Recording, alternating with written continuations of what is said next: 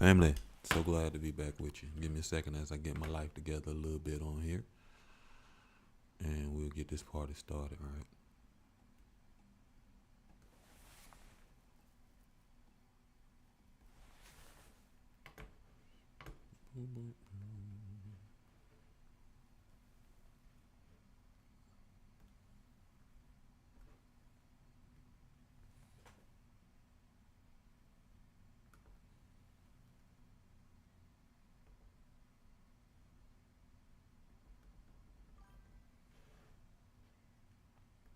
All right, one more. Let's get this right.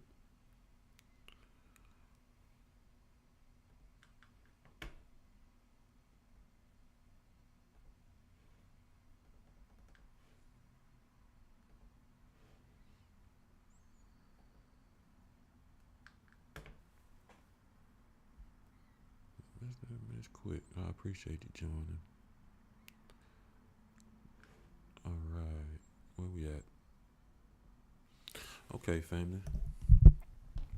So glad to be back with you for another episode of Swami Live, where let me make sure I got my stuff together. We discuss all things healing in various formats.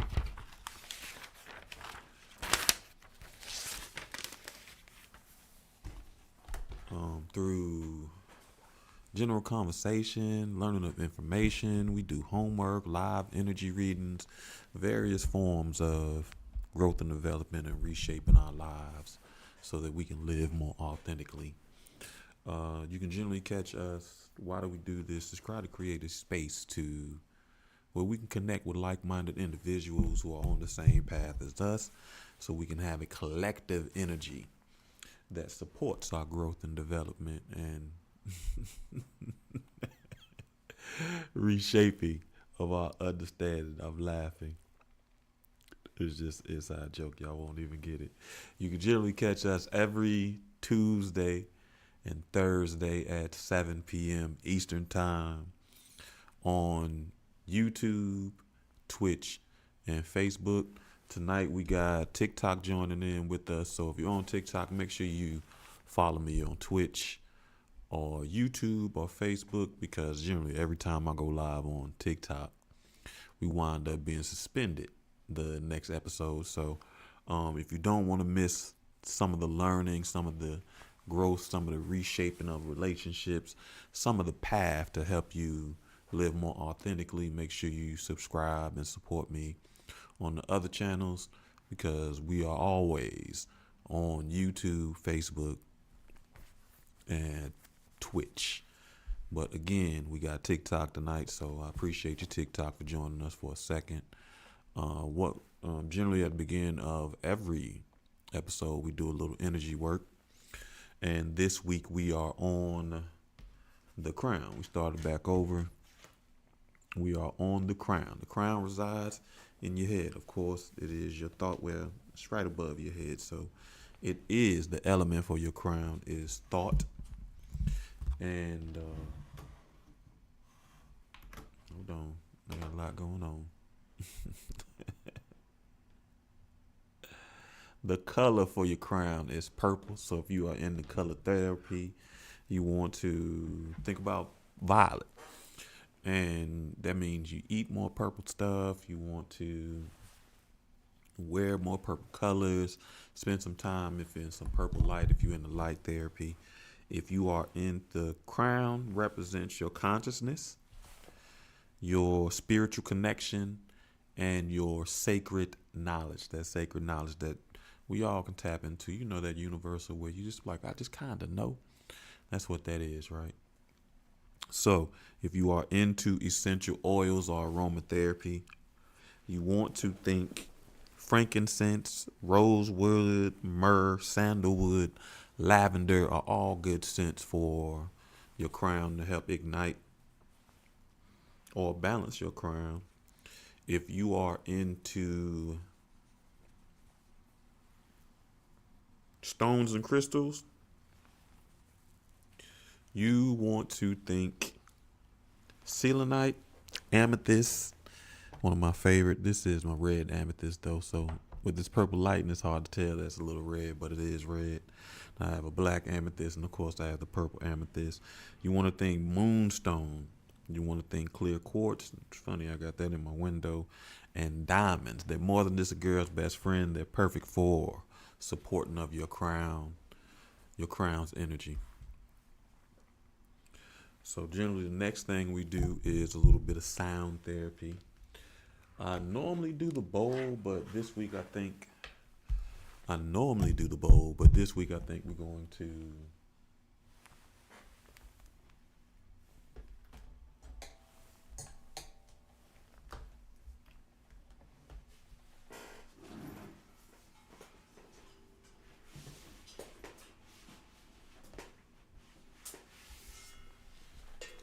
use the drum, right? I like the drum. It's purple. It matches the chakra that we are on. So during this time, all you have to do is just really relax and listen to the sound and allow it to help you as use it as a tool to be able to reshape your energy and let go of the stresses of today and make sure that you are as you're removing the energy that kind of weighs you down, the stress of the day, you replace it with more positive energy. After we listen to the sound, we'll do a little bit of breath work. I think we're going to do box breathing today too. And after that, we'll move on to some affirmations and get started with the show. So again, just find yourself relaxing. If you have headphones, it'll be perfect for this outside of my perfect voice. It's fantastic for headphones. So check it out, family.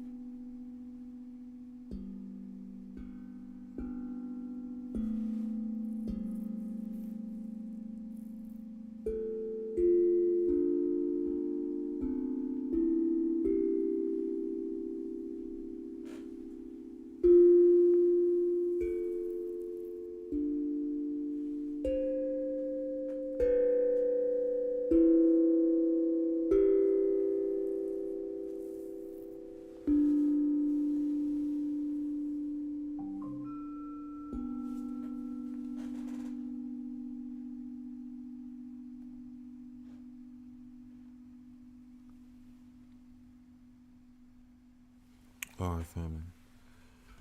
Next,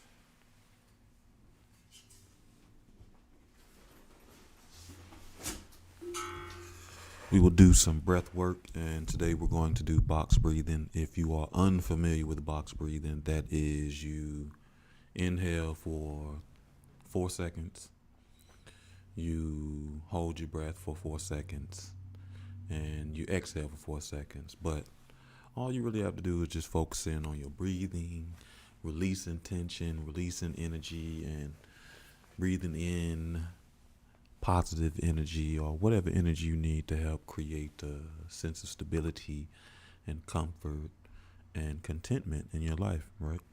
So all you have to do is just really listen to the sound of my voice, and I will keep the count for you. On the count of three, we will start box breathing. 1, 2, 3. Breathe in 4, 2, 3, 4. Hold 4, 2, 3, 4. Release 4, 2, 3, 4. Breathe in 4, 2, 3, 4. Hold 4, 2, 3, 4. Release 4, 2, 3, 4. Last time, family. Breathe in 4, 2, 3, 4. Hold 4, 2, 3, 4. Release 4, 2, 3, 4. And as you relax and shift your energy, I want you to close your eyes and visualize yourself living authentically, content, happy, and satisfied. Whatever that visualization looks like for you. And while you are visualizing that, I want you to repeat these affirmations after me. I am divine. I am connected to the universe. I am at peace. I am a spiritual being. I release doubt and welcome faith. I am divine. I am connected to the universe. I am at peace. I am a spiritual being, and I release doubt and welcome faith. All right, family. Let's get this show started. Where we at? Side cam. All right. This is just another reminder that you can order if you want to know something that we do. You need to look. If you're new on this path of reshaping your life and being in a space where you can live authentically. You can purchase the 7 Spaces of Healing. It should be a link in the description. It is somewhat of a guide to help you recognize the spaces that you need to cultivate within yourself and to make sure that you place yourself in these spaces so they'll be supportive of your evolution into a more healthier and authentic version of yourself. The spaces are a space of love, a space of healing, a space of solitude, a space for trust, a space for risk without judgment, and a space for accountability, as well as a space for forgiveness. All spaces that you need to create within yourself that will allow you to become more authentically you, the best version of you, and spaces that you need to make sure that you place yourself in to support the evolution of who you are. Hey, Liberty, I bet you excited you on TikTok. I appreciate oh no, we on Streamlabs. I told you they'll give me an opportunity and then they'll be like, never mind. So I appreciate your support as always. So Thank you, thank you, thank you, thank you, thank you, thank you, thank you, thank you again. Gratitude. So, as a matter of fact, I'm glad you kind of here because you'll be able to appreciate this since you're one of the people who have been here from the beginning. So, Monday night during our men's group, I wound up having a breakthrough, a very interesting breakthrough that I didn't recognize, and you were one of the people that helped me recognize one of my breakthroughs around that relationship, that idea of safe, and I realized how I never really looked for that. It wasn't an important priority in my relationships, but now I recognize how important it is for me, and I do that. So I wound up having another breakthrough. Initially, over the last couple of weeks, I've been having some very interesting dreams. They had some commonalities and some unique themes. I know, I know. But I still got to tell everybody, I know you love TikTok. I still got to tell everybody, still follow me on YouTube and Twitch, because TikTok does not like me using Streamlabs. They want me to use their app only. But I try to make myself as one of these things that we do is try to make ourselves available as possible. And I want people to be able to get the message in a space that they're most comfortable with. So that means a lot of times we have to be on multiple sites because not everybody's a TikTok person. You know what I mean? Some people are Facebook, some people are Instagram, some people are Twitch, and whatever else. So those are just the main ones I deal with. I've been thinking about adding Kick. We don't know how I feel about that, but we'll see how that goes at some point. But my dreams have been a little wild as of lately, right? They had a common theme. Each one of them involved either me turning my back and walking away from something, either in the level of frustration or a space. One was anxiety. Okay, so initially I wound up seeing this dream where I wound up watching some dude beat up on a pig. And I knew I didn't want to go see that, but for some reason I went and seen it anyway. And then when I couldn't take it no more, I turned away and walked away. Then the next dream, I was at my mom's house, and I can't even really recall what we were talking about, but we were having some kind of conversation, and I got frustrated.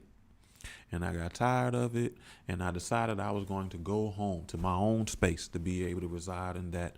And the last thing I remember is just looking in the refrigerator, taking a couple of things, and I was pissed, real angry about that. And I took those things and I left and I went home. And then the last dream that I had the other day, it wound up me seeing a friend, right? Someone that I kind of liked and wanted to connect with a little bit, but that didn't work out because really, honestly, they weren't necessarily emotionally available.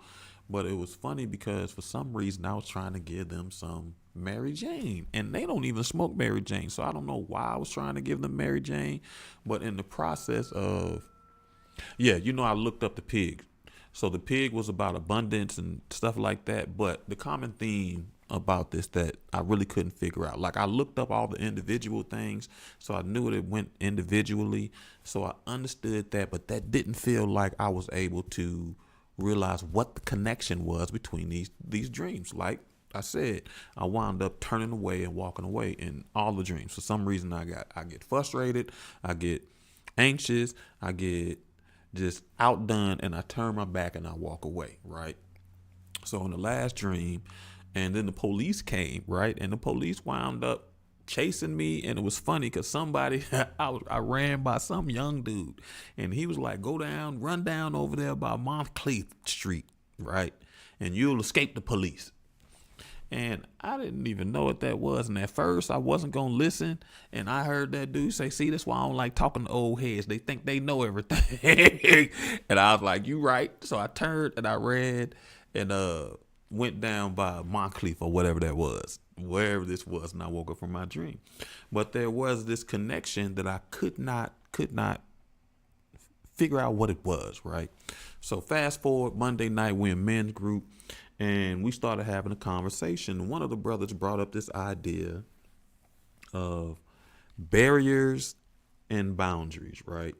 And one of the things that we were necessarily doing was moving from a space of creating barriers or walls to creating healthy boundaries. That's one of the things that we talked about a lot on this show, creating healthy boundaries, right?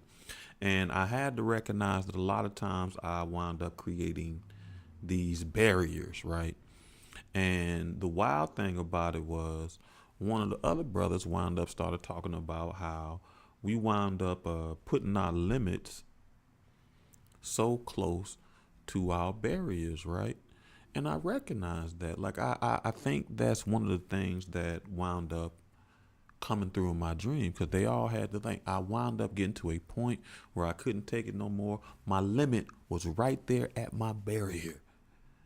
So I would wait all the way until I was outdone, right? And I recognize that now I want to live in a space where I have boundaries and not necessarily barriers. And the thing that was creating a certain level of conflict within me was I was addressing my my boundaries the same way that I addressed my barriers. And that wound up creating a little level of confusion in me, because I want to make sure that I'm enforcing my boundaries, but not treating them like barriers. I took down those walls, and then taking down those walls, I created a space to be able to be vulnerable and open, right? So that means now I'm dealing with new dynamics, new emotions that I used to just wind up having a barrier with, right? So then as we start talking, the other brother wound up using two words that wound up hitting me in my gut like the truth. He wound up using discontent and disappointment. And what I recognized was my barriers were reflected on my discontent, right? And I had the tools to be able to navigate discontent, right?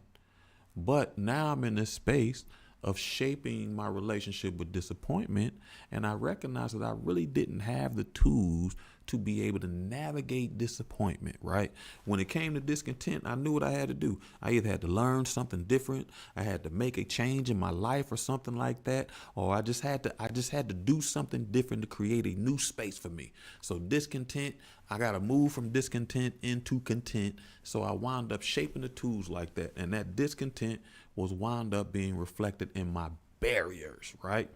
But disappointment can be reflected in my boundaries.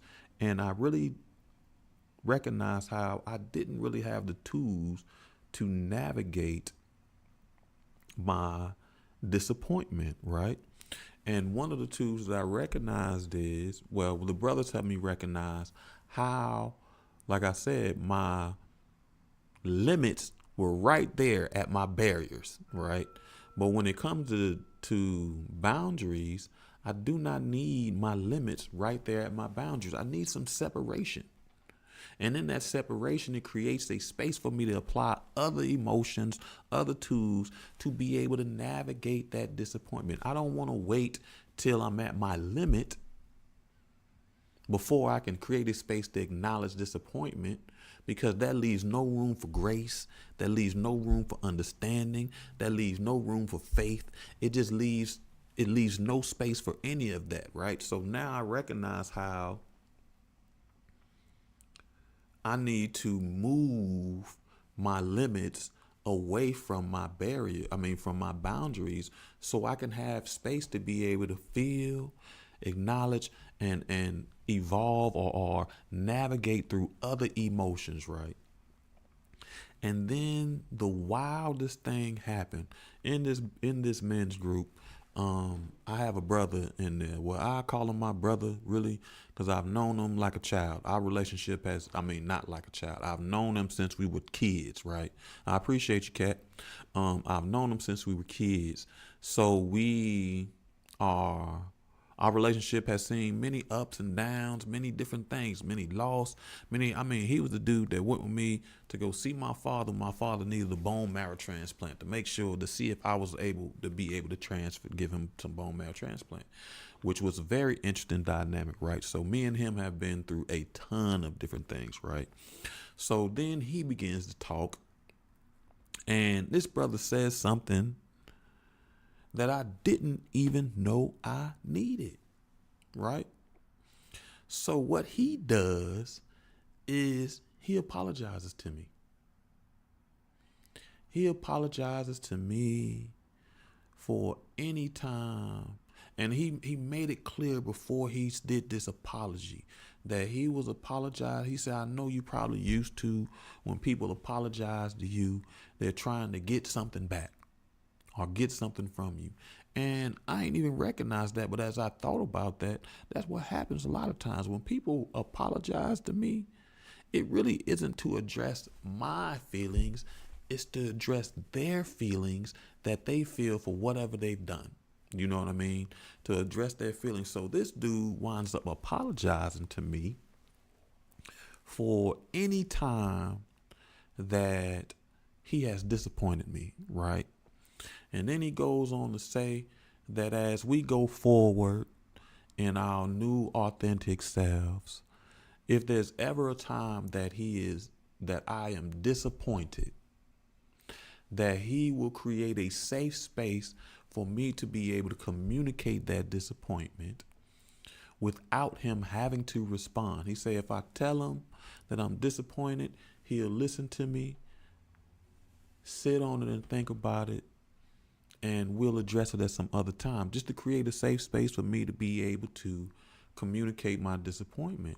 And then I recognize, and then he said, you probably never even had a safe space to communicate your disappointment. And that was the connection through my dreams. As I said, I wound up seeing how my boundaries was too close because my dreams always showed me, I always wait till my limit was all the way there and then I quit. But I can't address my barriers like that.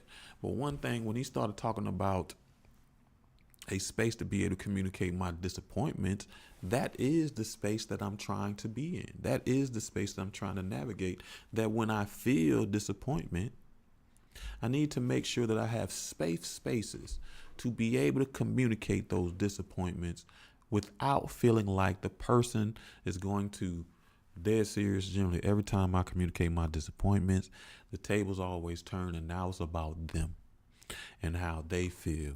And they don't understand how at the end of that, I don't necessarily feel better. So for me, that was a huge breakthrough, right?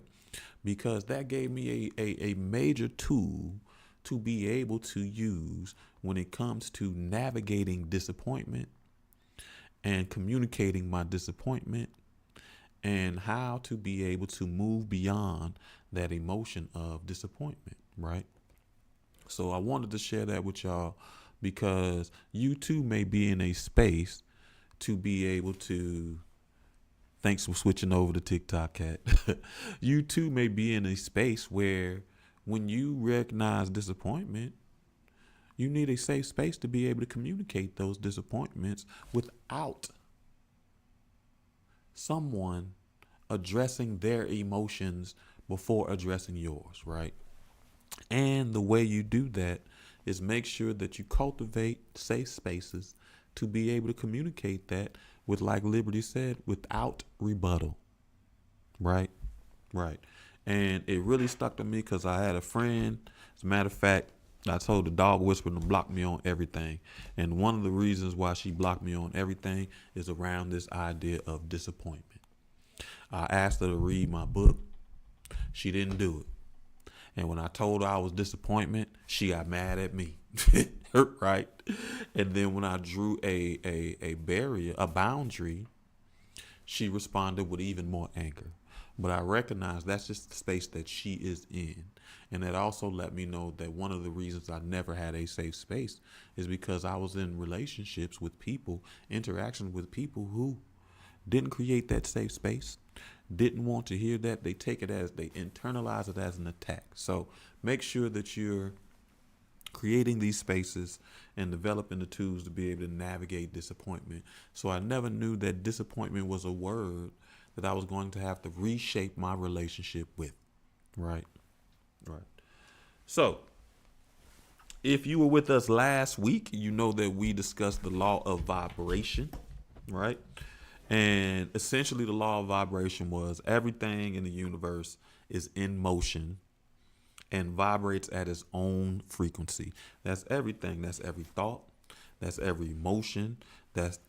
That's animate and inanimate objects. We're all made of the same things, but those on an atomic level, at least at minimal, they are vibrating at a frequency that is very own frequency that can be measured or can be used to help shape or create the reality that you are experiencing, right? So the thing that we want to understand about the law of vibration when we talked about is about energy and frequency. We learned that high vibrational emotions, love, joy, gratitude, versus low vibrational emotions, fear, anger, negativity. We learned about how we can attract through vibration, which means our personal vibrations influence what we attract.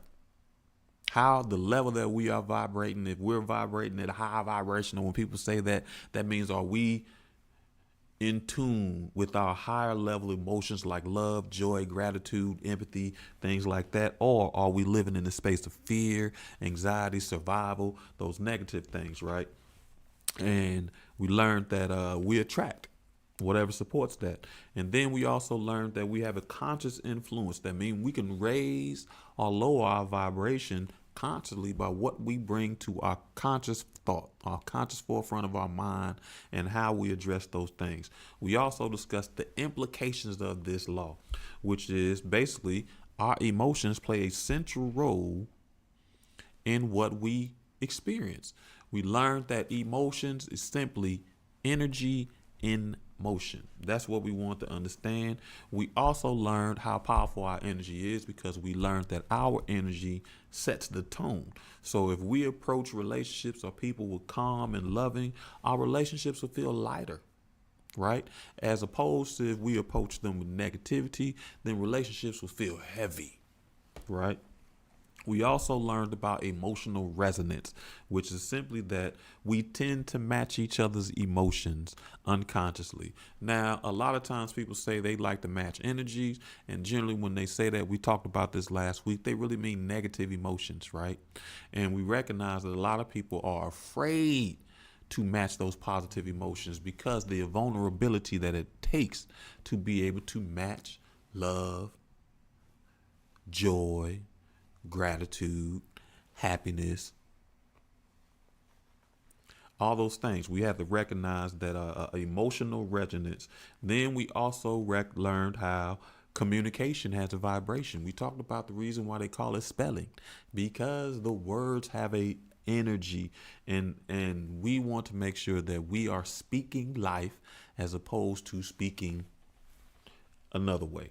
You know what I mean? So as you talk, make sure your communication is speaking from a way of life, because your words carry emotions, right? We also talked about connection to the physical sciences through atomic motion, through vibrations, and through resonance, right? And lastly, we discussed how it was applicable to your own life, understanding that your energy set the tone. So we want to avoid energy drains. And then we also learned how our emotions shape our energy. High vibration emotions attract positive experiences. And then we also learned how our environment affects our energy. And it's important to make sure that we surround ourselves with uplifting people, music, etc., which is one of the reasons we created this whole Soul Swami thing and Soul Family. We want to create a space where we are connecting with people who are vibrating at a higher level, or working towards vibrate. They are constantly raising their vibrational level so that we can surround ourselves with uplifting energy.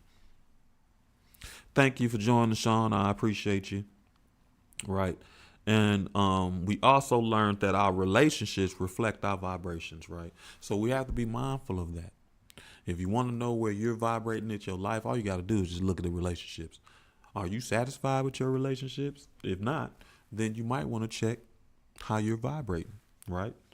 And then we also talked about healing through vibrations as it relates to conflict. When we're about to approach conflict, we want to make sure that we calming ourselves, creating a safe, stable energy that we can be able to approach the conflict in a healthy way, right? So today we are moving into the law of divine correspondence. And what does that mean?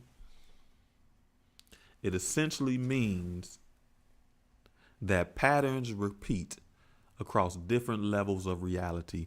The micro affects the macro. The small affects the whole. The little bit affects the whole. That means your inner world, your thoughts, your beliefs, your emotions correspond to your outer world.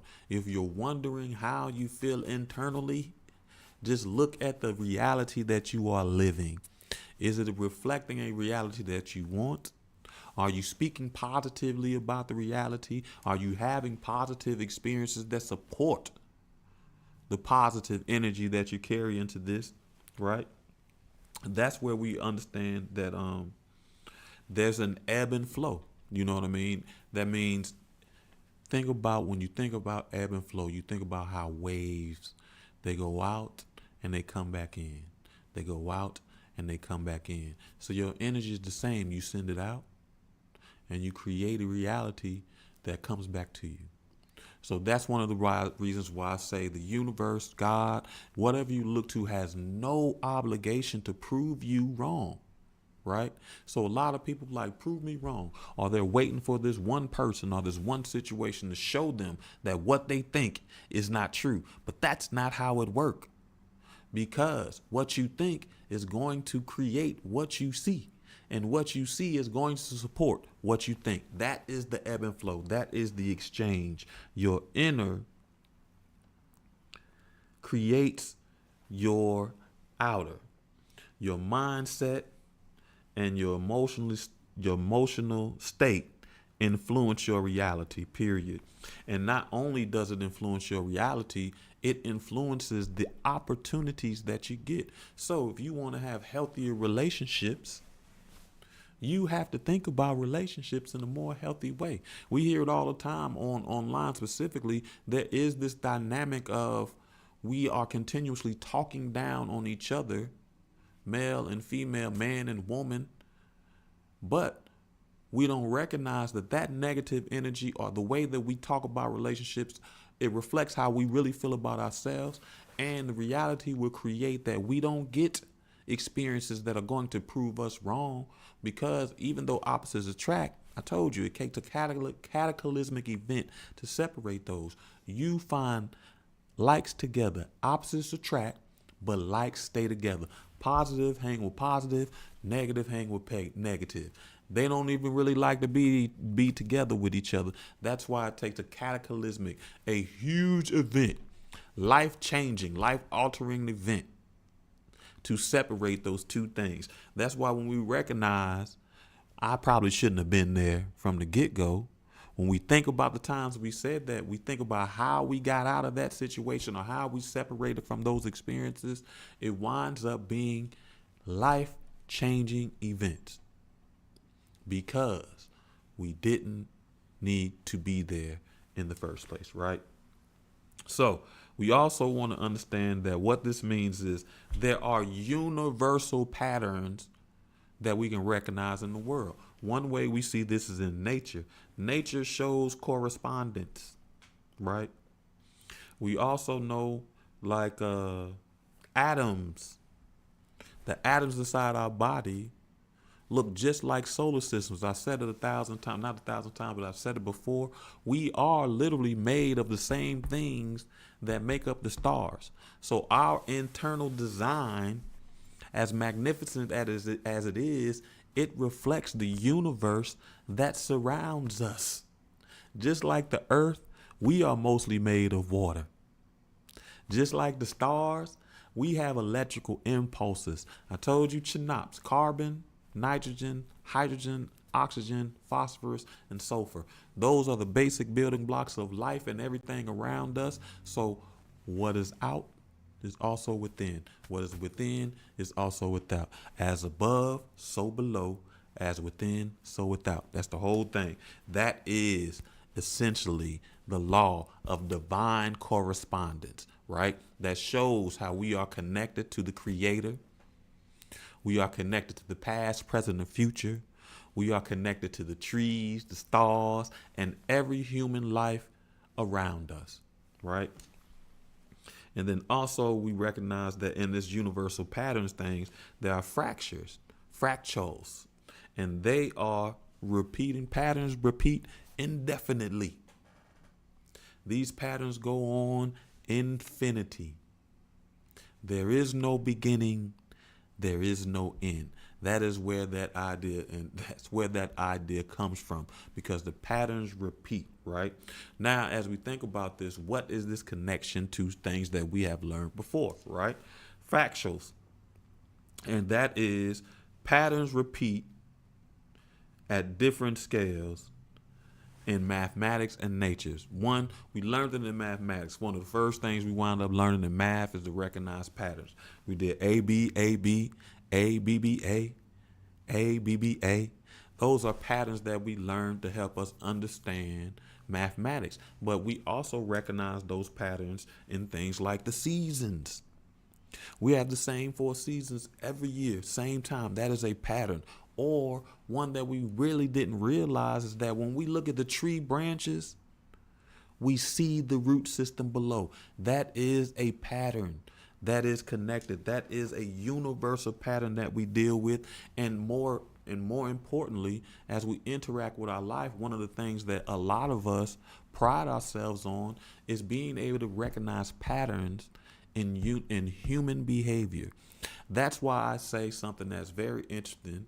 I always say inconsistent is consistent, because it creates a pattern that you understand. Consistently inconsistent is a consistent pattern, right? We recognize patterns in human behavior. Some of us are a little quicker at that. Some of us are a little slower, take a little more time. I don't want to say slower, but some of us take a little more time.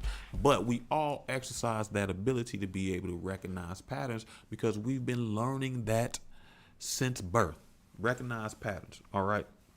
The other thing that we want to talk, we connection to things that we learned before is the system theories. And that's where we're thinking about micro level changes affect the macro environment.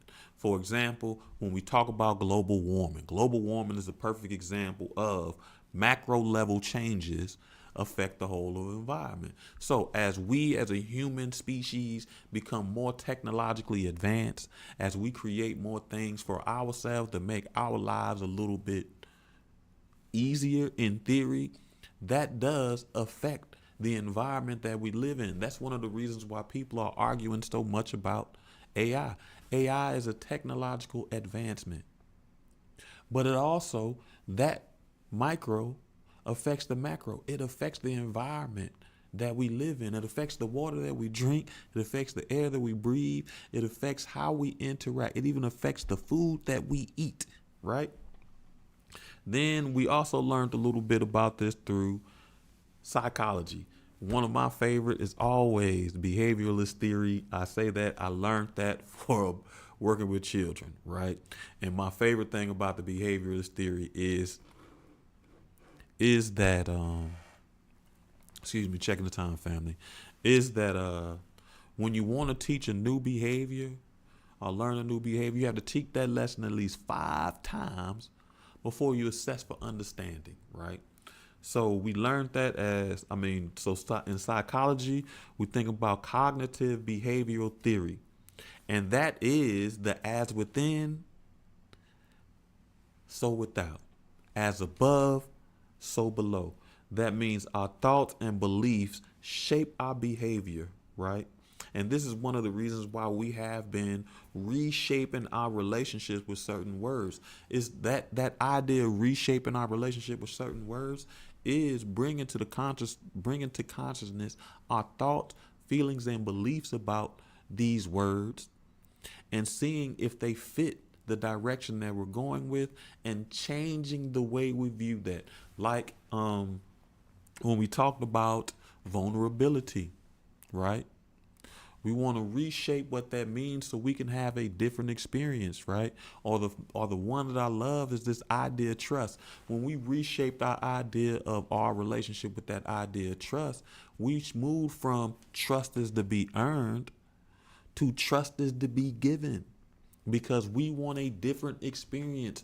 When we think trust is be earned, then we are only having experiences with people who need to, one, earn our trust, or we are always in the position to be able to earn someone else's trust. But when we function under this idea that trust is to be given, then we are able to give trust and receive trust easily without all these made up, for lack of better words, requirements to prove that trust is worthy. You being alive makes you trustworthy. Working on your integrity, working on how you behave, living authentically is what creates the space for you to be able to get trust. Trust is to be given, right?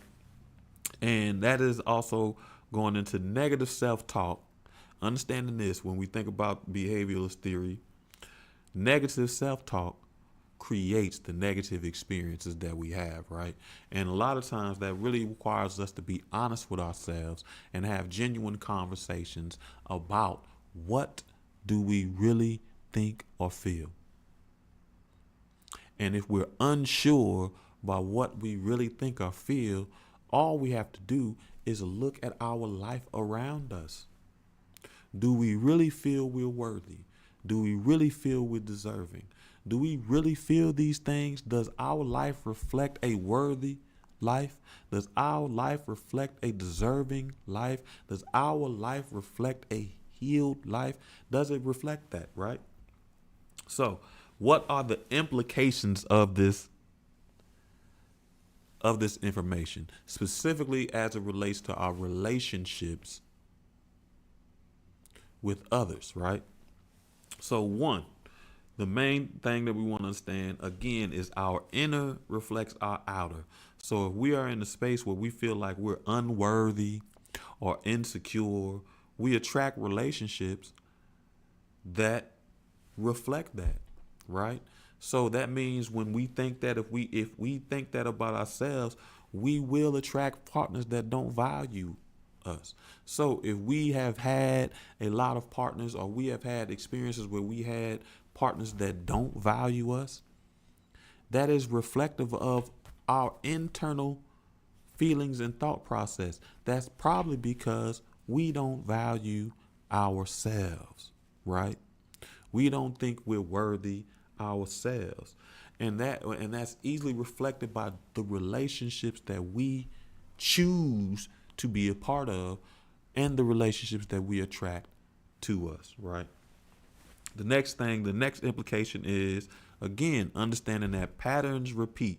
So that means that unresolved inner conflict often shows up in recurring relationships, right? That means if you have gotten to this space where, as a matter of fact, pause. Many of us don't want to admit that is how we really feel. We don't want to admit that we don't think.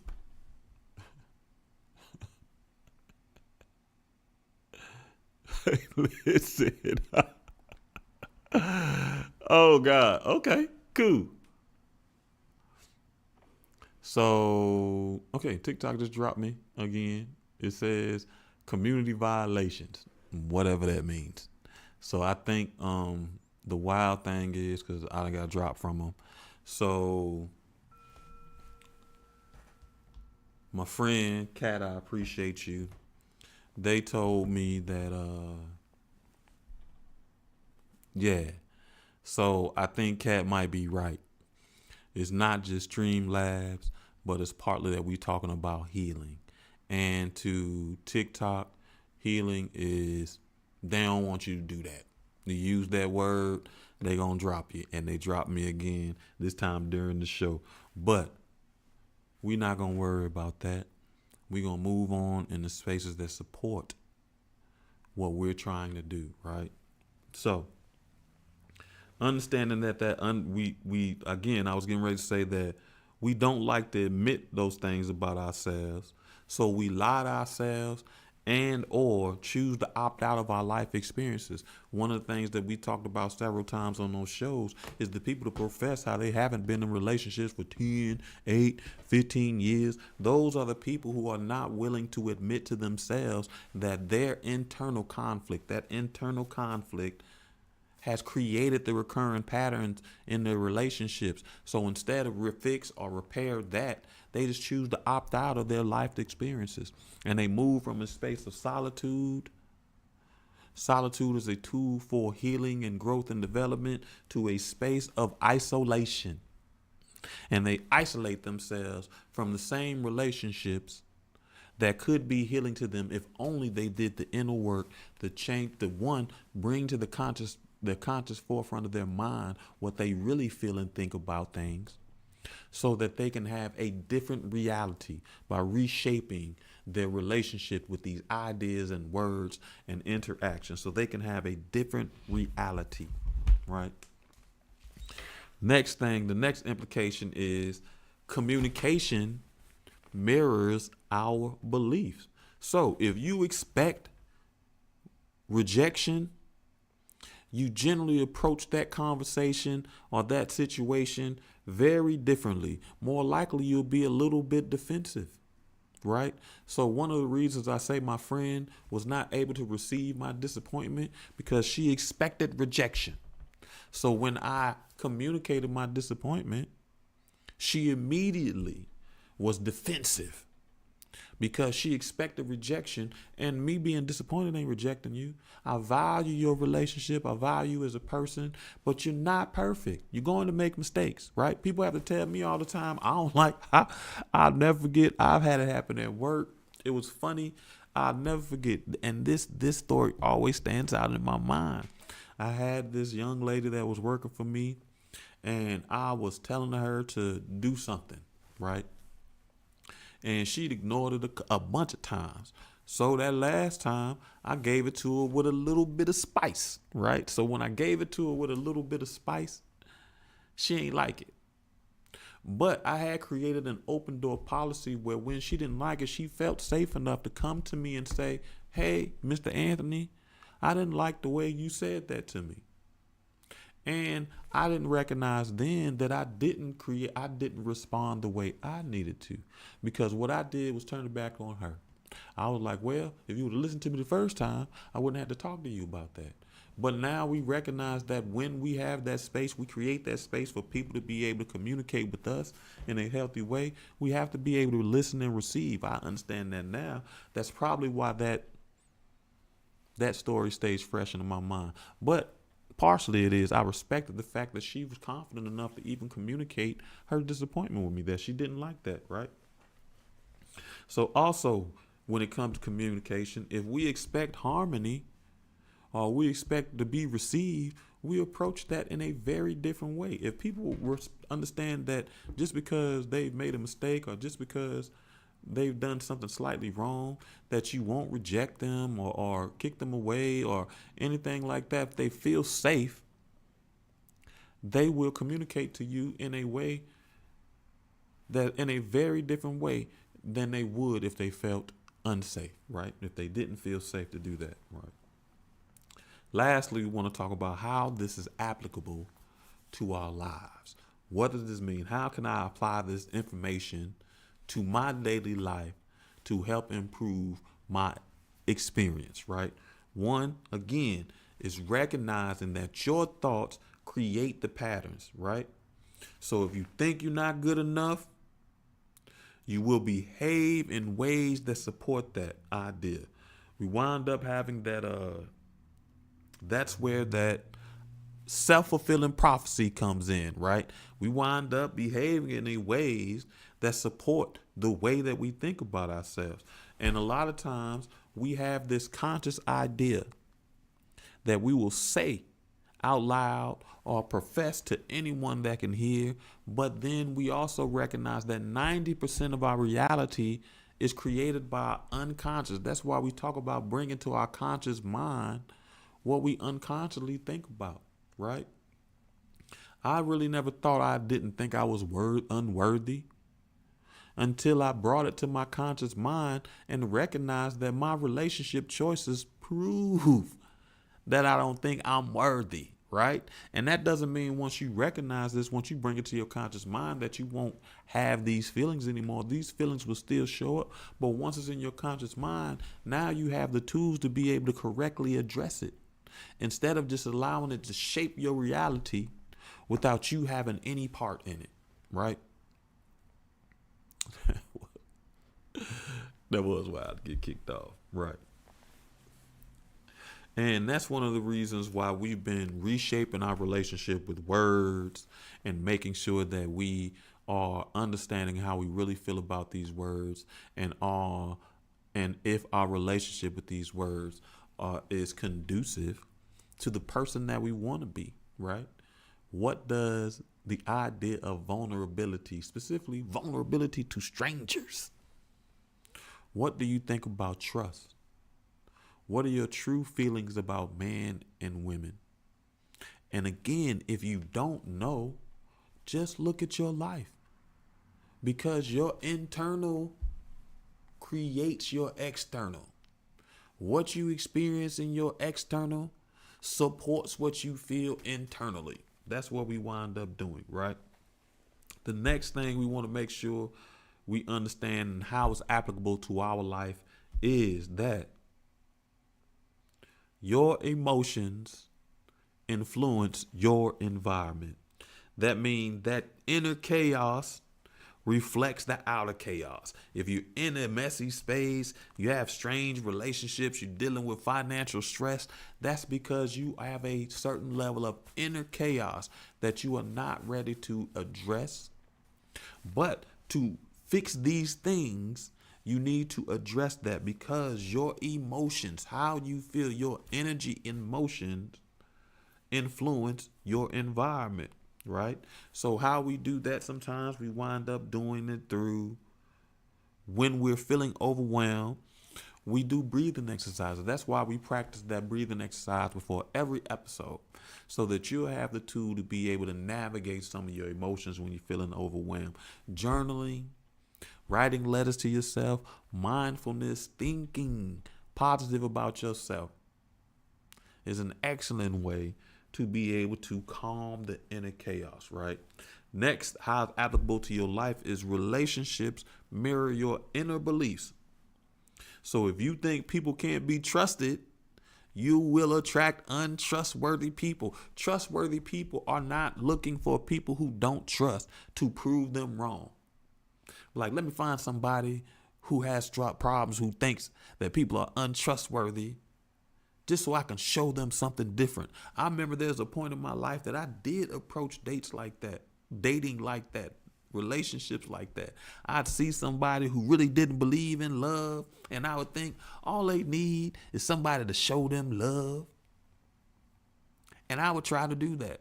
And of course, it would tear up like a mess. But now that we're understanding how our energy influences our external, one of the reasons I felt that is I would think that they need that is because that's really what I thought about myself. Right? So, one wild thing about that is if we don't acknowledge that, we wind up creating this environment where we put people in a box, meaning that we force them to behave in a way that supports how we think. We create the self-fulfilling prophecies, right?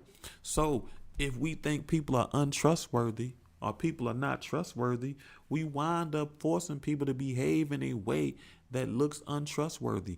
Or, even more importantly, we interpret trustworthy behaviors as untrustworthy, right? We will look at that and be like, I don't know if I should trust that because I don't think people are trustworthy. So now we're interpreting, that's where that idea again of that self-fulfilling prophecy comes into play, because we force people to behave in a way that makes us feel comfortable, that supports how we already think, instead of thinking that, well, maybe this person's actually trustworthy. I always said, or we said on this show a bunch of times, the reason why we believe the lies is because they look just like the truth. No one will believe an obvious lie. Like, hey man, that's an obvious lie.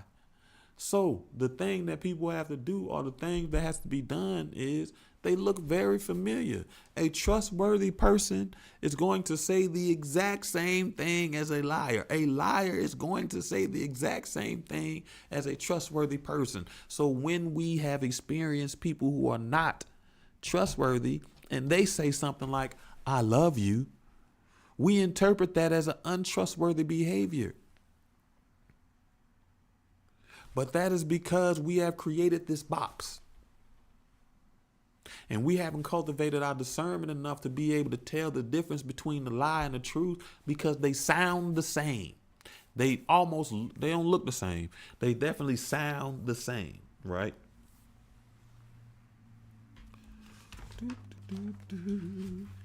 Next, where we at? No, we doing good, man. We trying to fly through a little bit because I want to make sure we got some time to support Catastic and Versus tonight. So make sure you join. But I'll tell you that we can apply this idea of the divine correspondence to our career and our success, how we experience success. People with inner confidence, that inner confidence reflects to outer opportunities.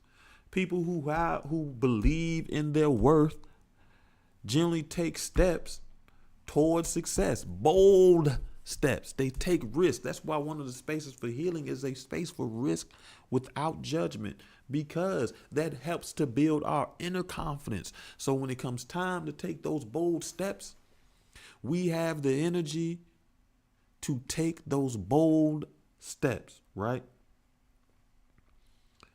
That's why we wind up working on our visualization. And for you, when you want to reshape that inner confidence, it starts with visualization and changing your relationship with the words. So you visualize your success and the steps you take to achieve that success. Because once you can see it in your mind's eye, again, your internal influences your external. So once you can see it in your mind's eye, it becomes a little bit easier to recognize it in your reality that you see through your two eyes, right? This is also reflected, this idea of correspondence and how it's applicable to our life. It is also reflected in our health and wellness. Health and wellness. Stressful thoughts, worry, fear, living in survival, manifest in our body as disease. So if you're living in stress, no lie, when I was in one of the more stressful times in my life, switching into this avenue, that going on to this path that we're on now, I wound up having that alopecia areata. I wound up getting a bald spot in my head because I was so stressed, right? So that stress, those stressful thoughts, those worries, those fears, it manifested as dis-ease in my body, right? But we can address that through things like meditation, through things like prayer, through things like changing our diet. What we ingest affects how we can function, right? I understand it trips me out how some people are still only eating the same foods that they ate when they were a kid. With all this variety, all you have to do is just expand your willingness, expand and reshape your thoughts so that you'll have different opportunities that be able to reflect that.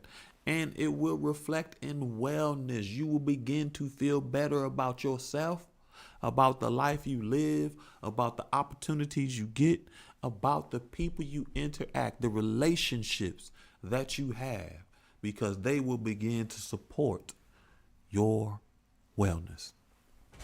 Family, excuse me. That is tonight's show. I appreciate you for joining me. I hate TikTok kicked us off, but that's what they do. We're not going to worry about that because, again, we don't have that problem anywhere else.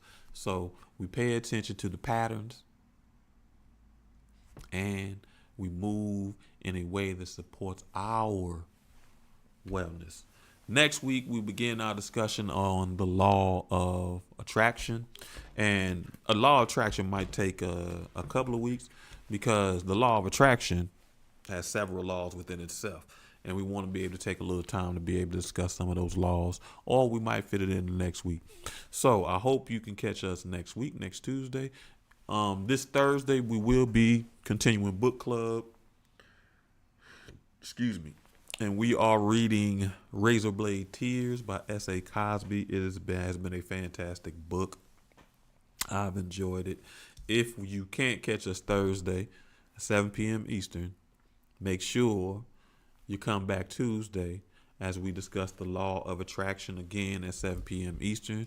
I'm going to be kicked off of TikTok, suspended from TikTok. So make sure you catch us. Follow me on Twitch. Follow me on YouTube. Follow me on Facebook so that you can continue this discussion and make sure you're connected to an environment that be able to support your wellness as well. Also, don't forget, you can purchase 7 Spaces of Healing. If you need a guide, that guide helps you to recognize what those spaces look like so that you can cultivate them within yourself and place your body, place yourself within spaces that support those things, right? And before we wrap up, I want you to remind you of the affirmations for our crown. Again, I am divine. You are divine. I am connected to the universe. You are connected to the universe. I am at peace. You are at peace. I am a spiritual being. You are a spiritual being. And I release doubt and welcome faith. You release doubt and welcome faith. I appreciate your family as always. I thank you for your time and energy and your support. I look forward to seeing you Thursday night. If we don't catch you Thursday, again, I want to see you Tuesday. And don't forget, 7 Spaces of Healing is available now on Amazon. Thank you, family, for all your support. And catch you Thursday. Peace.